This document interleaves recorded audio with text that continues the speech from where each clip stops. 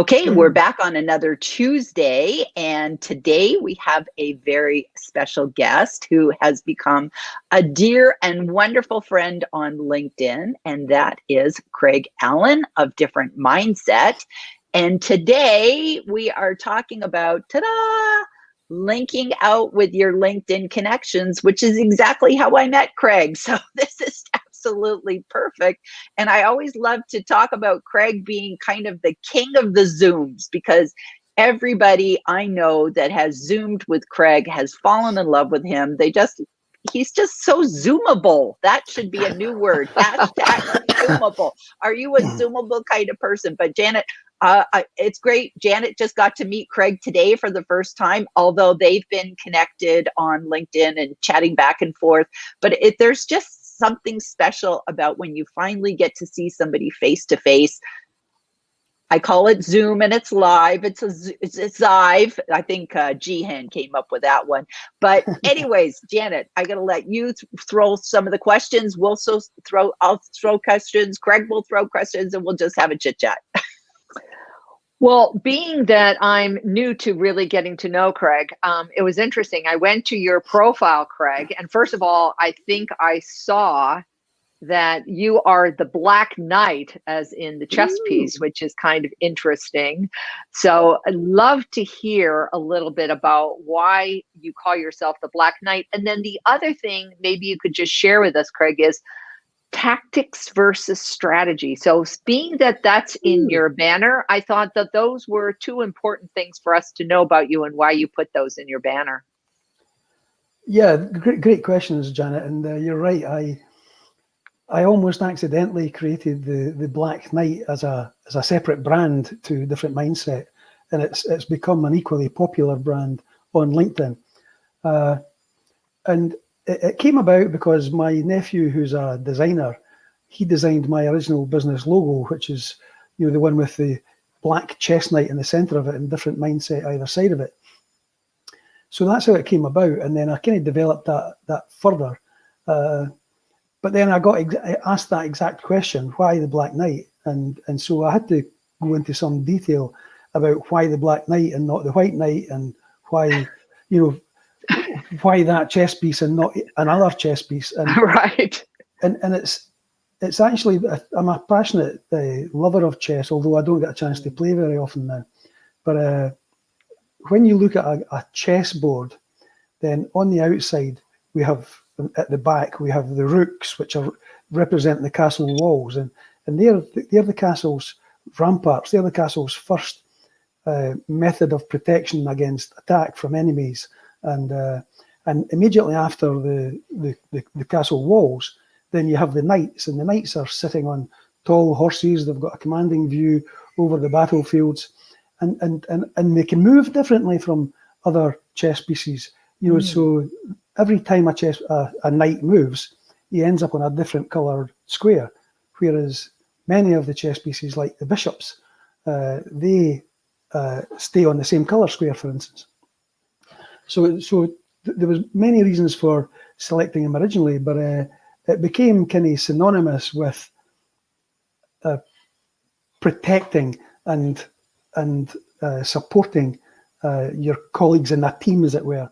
And I think I've kind of tried to capitalise on it from that point. And of course, it's been developed ever since then. So now my Bitmoji of the Black Knight is probably one of the most famous Bitmojis on LinkedIn. And absolutely. And it's incredible. Even to this day, I post it and with a comment, and it immediately gets comments and likes, because everyone knows it's me, it's the Black Knight. And so yeah, it's become real synonymous with my business and with my passion. But not even the Queen can move like the knight. So it's a very powerful and piece. Wow. And he can jump over other pieces as well. So he kind of confuses the enemy. And this is all about going back to your point on tactics and strategy. And to be honest, tactics, in my opinion, are what we all do when we know what to do. So we've got a business plan, we've got a marketing plan, we've got a sales plan, and the tactics from that plan are what we follow to help us get the desired result. But when we don't know what to do, that's when you need strategy. And strategy starts with usually assistance from a consultant like the Black Knight, like me, and helping them to develop that. I don't know if that answered your question.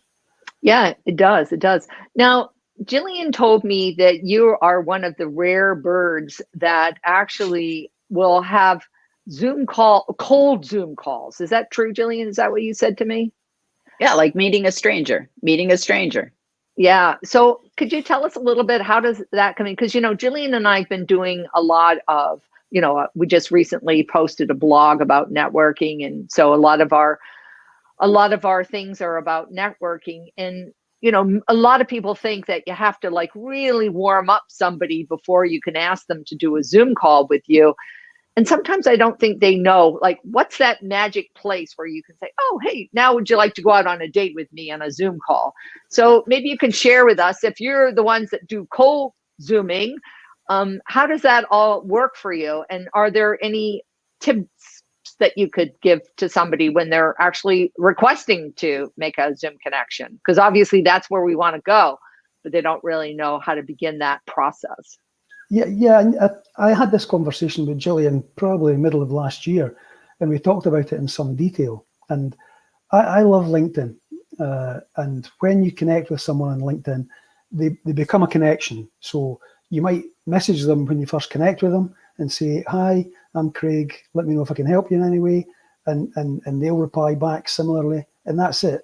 Other than an occasional comment on a post that you might like, then there's never any other interaction between the two of you. So they remain, in my opinion, just connections, nothing else, just connections.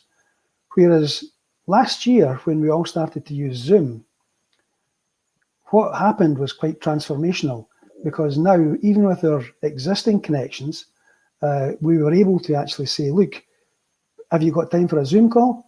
And with our existing connections, that was great, because that's how Gillian and I got so friendly. So we meet regularly, almost every week, in fact.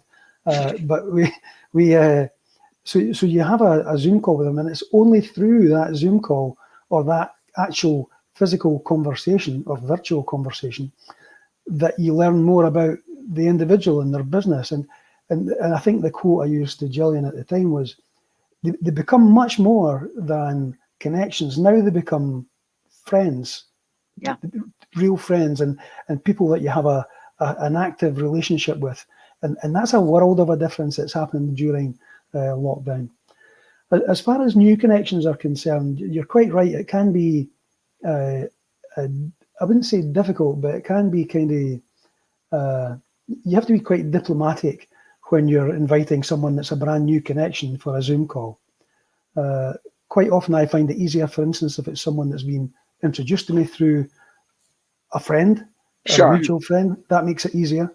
But quite often, if I invite someone to connect and they accept it, my standard reply to them tends to be, thanks very much for accepting my invitation to connect.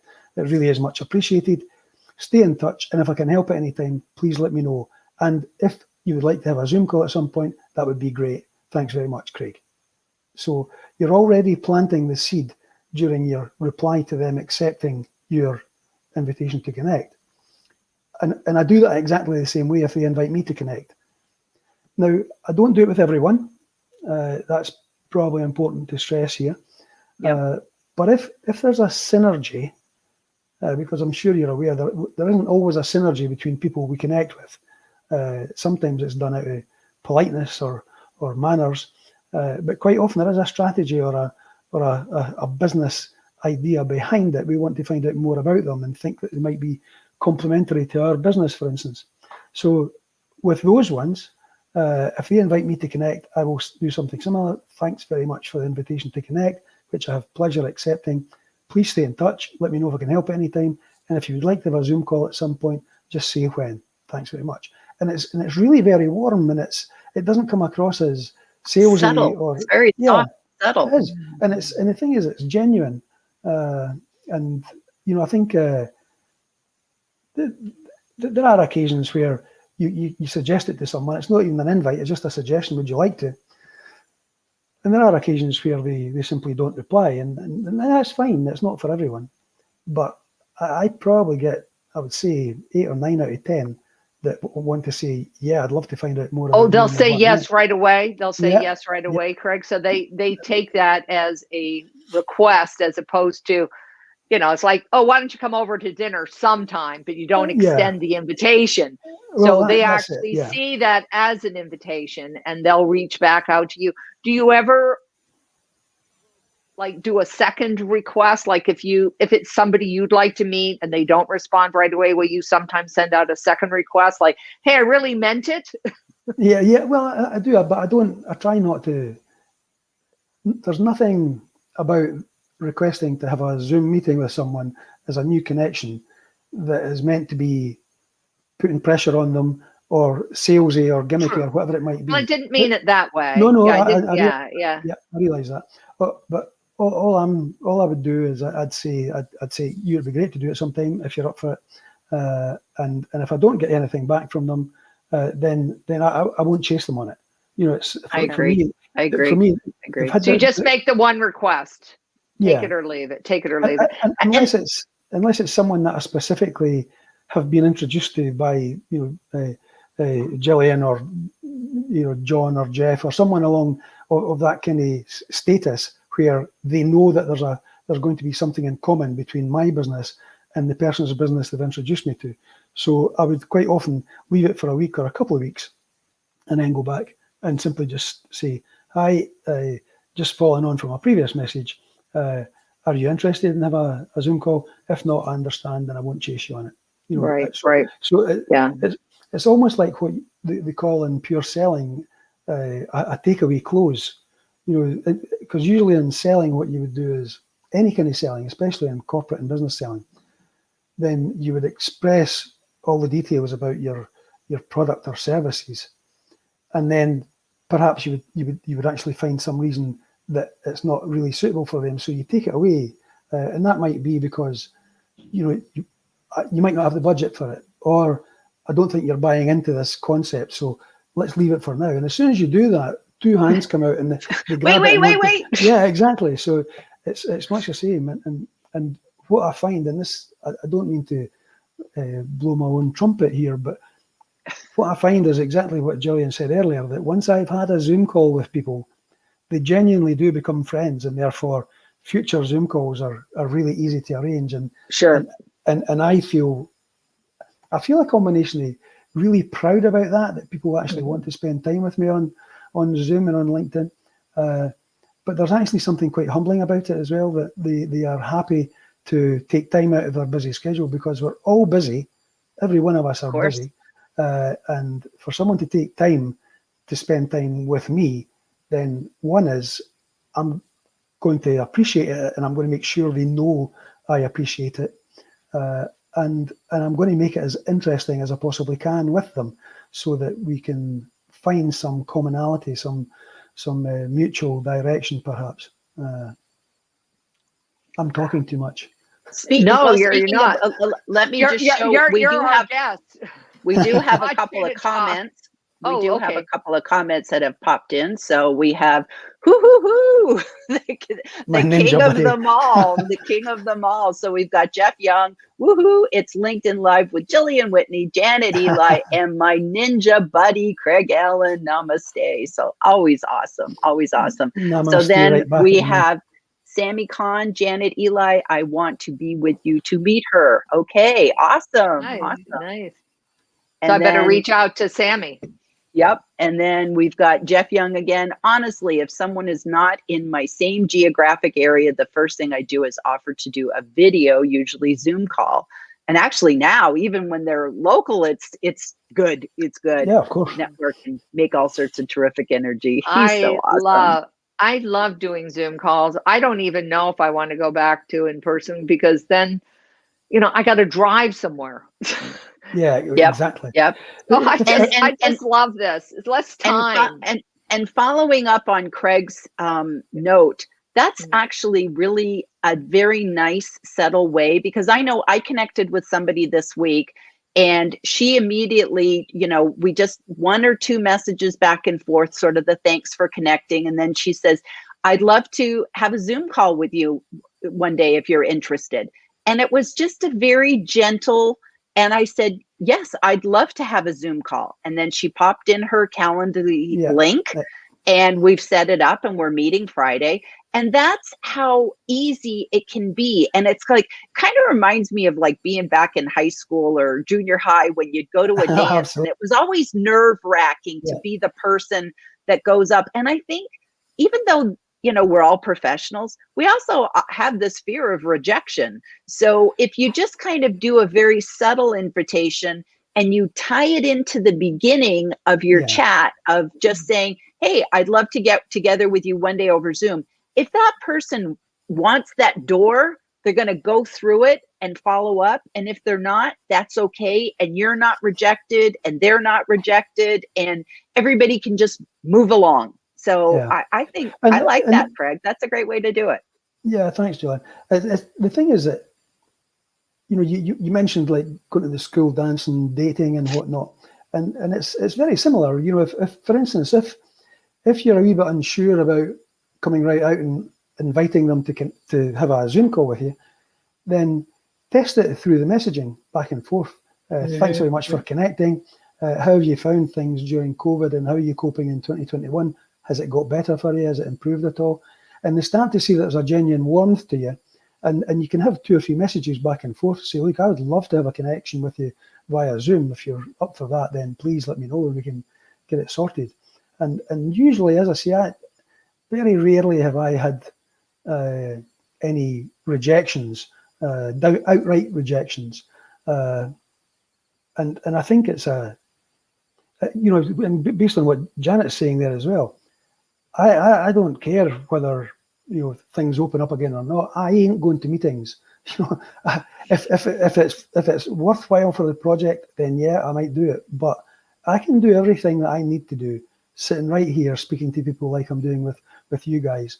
And absolutely, I can work more efficiently because I can get onto it faster, and it's not costing me fuel. I'm not polluting the earth. Numerous reasons not to do it. There will be occasions where people will insist on a face-to-face, but if they don't, then I'll be on Zoom, I can assure you. Now, I have a quick question for you, Craig. Do you find when you've Zoomed with, actually, I have 2 questions. You seem to Zoom more with ladies than gentlemen, correct? He's a ladies' man. I think you've had more Zoom calls with friendly face women. It's just, I think the women just love you. They love that beard. And so that was one question. And the accent. That it's more women.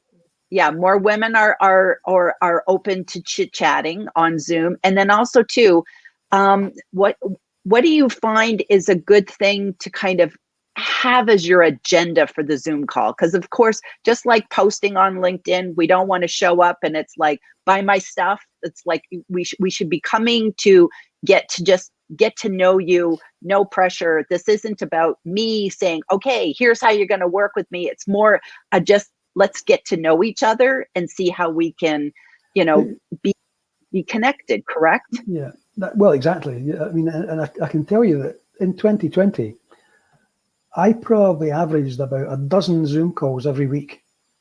Now I've cut that back. I've cut that back a bit in 2021 because I've been busier on other projects. But I was meeting with everyone and anyone that I could get my message out to, and that I could. The number of people that I've actually had a Zoom call with, and then immediately after, I've introduced them to someone else where they get business out of it, because I've become a real recognised connector of people. And I know for a fact with you, I've connected you to Angie DeVos and people in Scotland, as well as my Stacey Copeland, my boxing idol, and I enjoy and Sin, of course, as well. And some of the most beautiful people on LinkedIn. So why would you not connect with them? They're just great people. I can't tell you a story that happened just at the start of 21 though, because someone, and I'm not sure if it was you, but it was someone that we both know, had complimented a post that I put out, and the compliment was about how I'm always sharing the love and and whatnot. And while I'm a bit humbled by that kind of thing, then this guy who I've never had a Zoom call with, I connected with him, I think the middle of last year, and he came on to this really warm chat, and all he said was, yeah, good on you, Craig. I'll never forget you, because the moment you accepted my connection on LinkedIn, you sent me a really warm message, shared the love with me as well. So I'll never forget for that. Thanks very much. And that, for me, that's gold. That's my target. If I can make someone feel like that, and it's genuine, then I've achieved what I've set out to do. That's relationship building. It is, but the thing is that I haven't got a relationship with him in outside of being a connection on LinkedIn. But because of the way I replied to his invite, the usual one, thanks very much for connecting. Please stay in touch and let me know if I can help at any time. All the best, or lots of love, something like that. Craig, that's it. It's really straightforward, simple, short message. And he remembered it. And that, things like that mean the world for me, and I'm sure for anybody.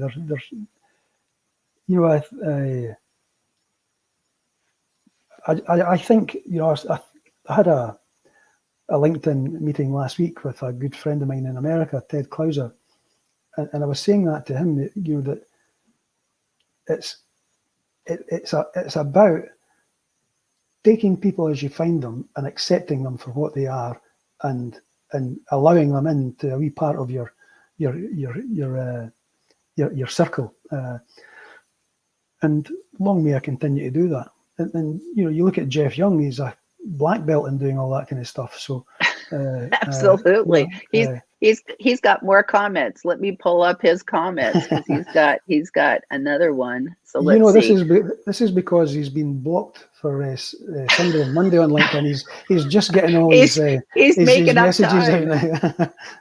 So it says, great to have a person on Zoom speed dial, so to speak. Gillan Whitney and I and Stephen Quinn do a once a month Zoom, which literally has morning, noon, and night covered because of the different time zones. Yeah. That is so true. That is so true. And you form like regular people that you have to check in. It's like, I know with Jeff Young and I, if a week goes by that we have not been chatting in the DMs, just going on, what's going on with your day? It's like, I noticed Jeff was gone. It was just like, wait a minute, Jeff's disappeared. What's going on? So now, I have his phone number. I can text him. We can email each other.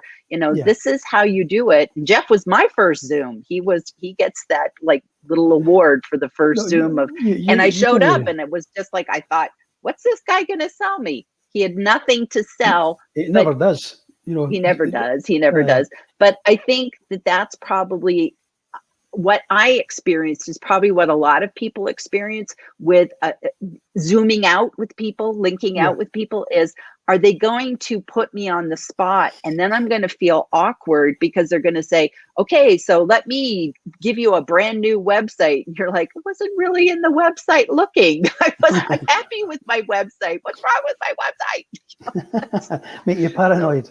Right. The thing is that if you had Jeff Young as your first Zoom call, my God, you started in the higher leagues, didn't you? It did.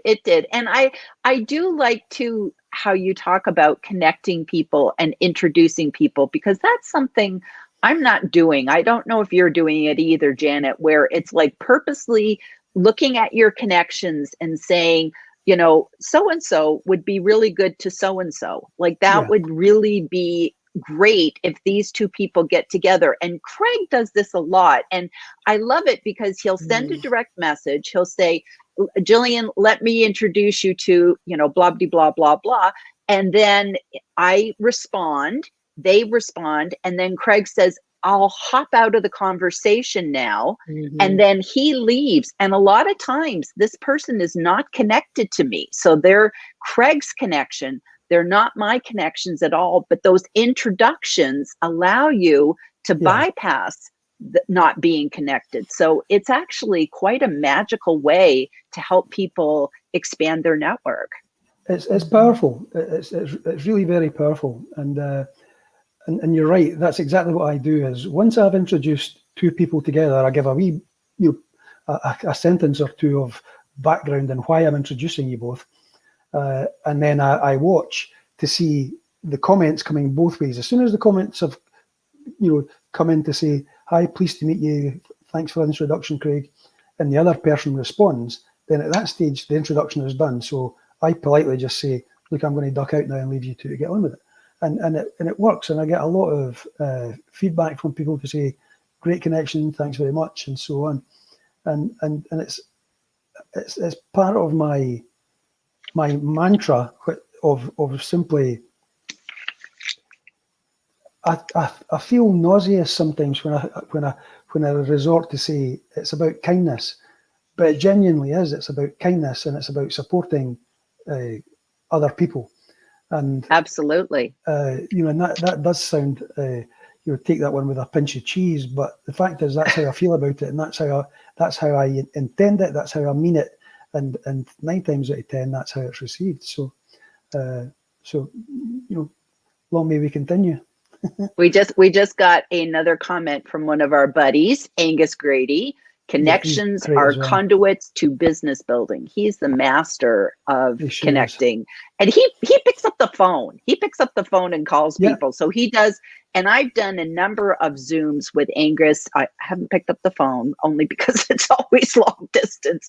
But he's one to say, send you a DM and say, "Hey, haven't seen you in a week. Want to hop on a Zoom call?" And it's like I've hopped on a number of Zoom calls with him, and he's just awesome. And it keeps that connection going.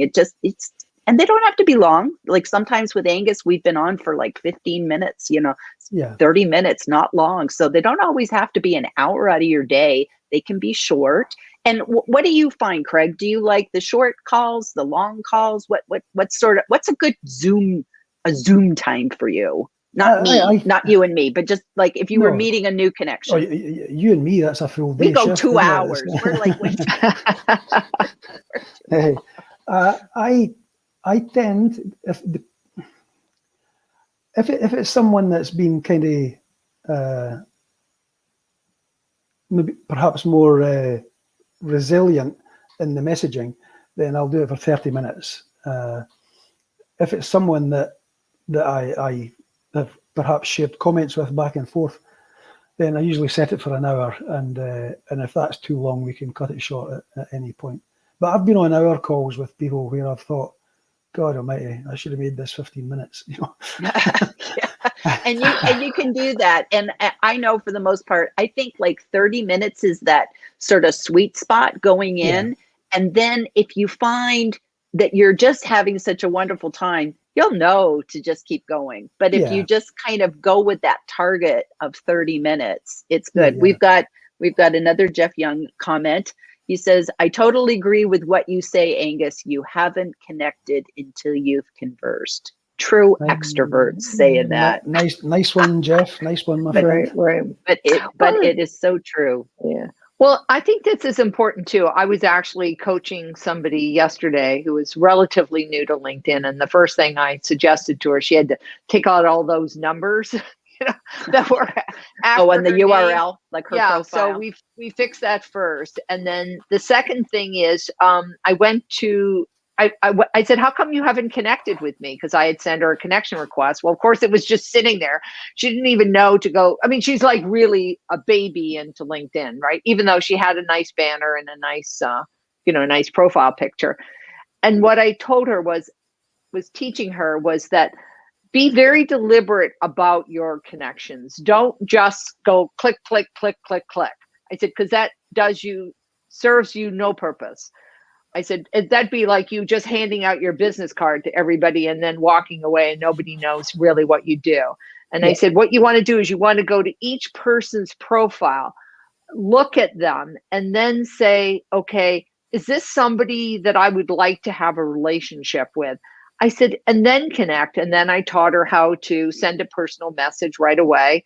So, she could get started. So I said, this way, every connection you have will serve a purpose for you. I said, and if you just want to be connected with somebody because you want them to follow you, because you don't really want a connection with them, but you don't really want to have a relationship with them. I said, then connect with them and then unfollow them. Yeah. I know you can do all of that. I personally haven't done it. Well, I've done it, I think, with people who were spamming me. And, I find it weird in this day and age, especially what we've been through this last 12 months, that you still get people who will invite you to connect, you accept the connection, and the very next message is, hi, do you want to buy my product? Get that all the time, For me, I tend to have a short but sweet reply to them to say, this is not how to use LinkedIn. I'm going to disconnect with you. And, You're calling them on it. I call them on it and I disconnect with them immediately. That's, for me, that's the antichrist of what I'm all about. It's a bit slimy. It's very slimy. Well, if you don't know my problem, you can't solve it. So it's like, if you don't take the time to learn, do I even need your service? You're just throwing stuff at me. Yeah. The people I would appreciate would be people that connect with me, find out more about me, and then if they want to, they can say to me, hey Craig, I've been looking at your profile. Now there's not a great deal I can do for you, but I know someone I'd like to introduce you to. For me, that's a really warm way of raising your profile in my view, and introducing me to someone that they think might be of value to me, which I think is a great way of doing things. Right. Absolutely. So I have a question to ask, Craig, because I don't know you that well. What is it that you do? What is your business? So I'm just kind of curious with that. In a very short nutshell, my business works with IT and technology companies, what are often referred to as managed services providers. And I work with the owners of these businesses, and I help them to achieve whatever their goals might be, whether that's growth, whether that's it's always growth, but whether that's heading into a new market, perhaps moving into a new geographical region, and I help them by making sure that they win more business, so that they can generate more business, but more importantly, that they can retain their existing clients and build revenue from their existing clients. In IT circles, the code word that we talk about is MRR, or monthly recurring revenue. I saw that in your profile. That was intriguing to me. Well, that's gold dust to service providers like IT companies, because if they've got a number of clients who are spending £500 or £1,000 or dollars every month with them, and they've got 10 clients like that, then they know exactly what their income is before they sell anything else. So they can use that to build upon and to perhaps increase their marketing, to ramp up their sales team, or to add new technical engineers into their their quiver of arrows, as it were. So it's so effectively, I work with technology companies, and I look at many different ways and I use tried and tested tools to help them to achieve whatever their goals might be. Awesome. Always giving them a different mindset. The name of your company, different mindset. I'm glad you remind me of that. I keep thinking it's the Black Knight these days. So I'm a big Outlander fan, Craig. I've read and of course you've probably heard of that book series. Yeah. I think it's a series that's running on TV. It is too. Well, it started with the books written by Diana Gabaldon, and of course that put Scotland on the map, because then everybody wanted their their Scottish guy, so to speak. And then Gillian, when we went up to Scotland, we went to the Rosslyn Castle. So that was like a big part of it. And you're in Edinburgh, right? Or the cathedral. What did I say? I'm just north of Edinburgh in Fife. But I used to work for a company in Edinburgh who were a stone's throw away from Rosslyn Castle.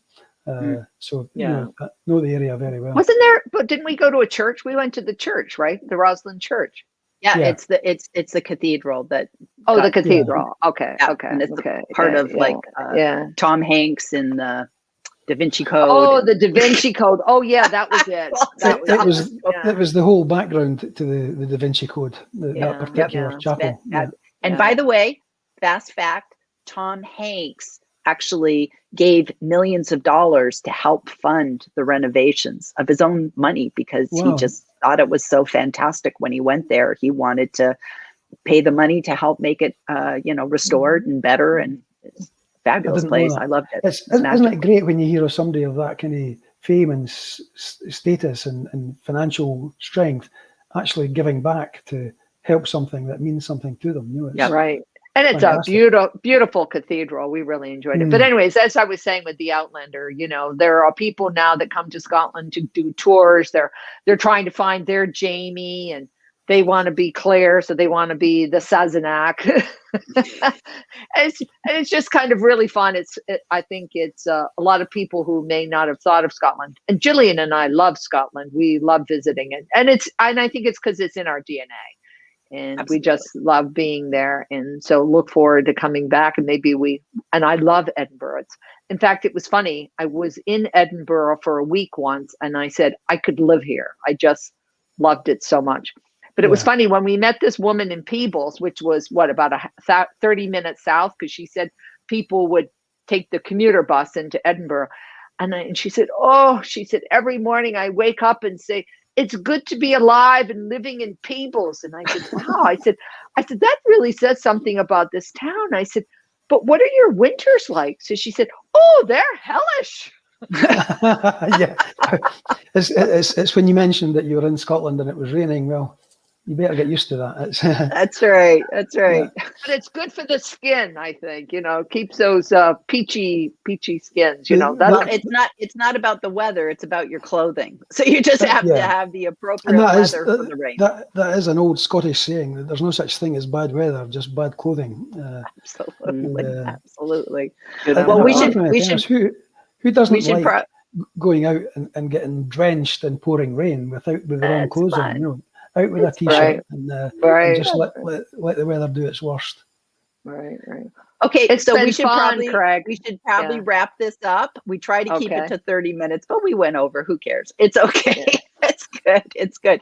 So thank you. I think that we have definitely put some great takeaways here for Zooming and what to do and what not to do and the good things. And honest, if anybody's ever nervous, you can even do a 3-way Zoom. So ask someone, hey, I'd like to meet someone. Do you think you could arrange a Zoom call between them and me and you and have a little support? So Zooms don't always have to be one-on-one. They can be 1-to-2. So you can be creative, but it's great. Once every 3 or 4 weeks, I have a Zoom meeting. You mentioned Stephen Quinn earlier on, but Stephen and I meet with John Aspirian and Lois Cliff.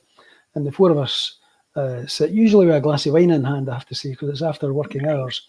And we just sit and chat and support each other. And they're so valuable to all of us. They're fantastic meetings.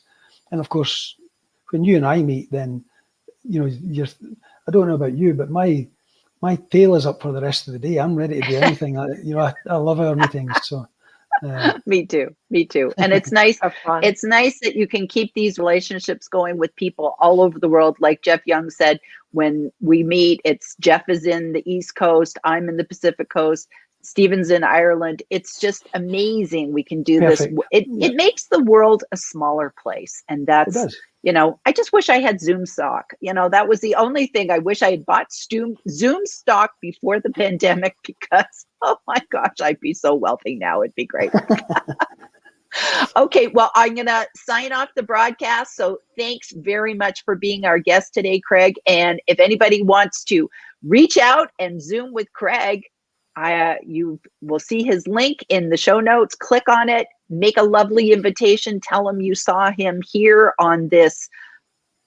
We're not a podcast, we're a live stream. Say that you saw him here and put that in your lovely note, because we all like lovely notes on LinkedIn, and then Zoom with Craig. So thanks much for being with us.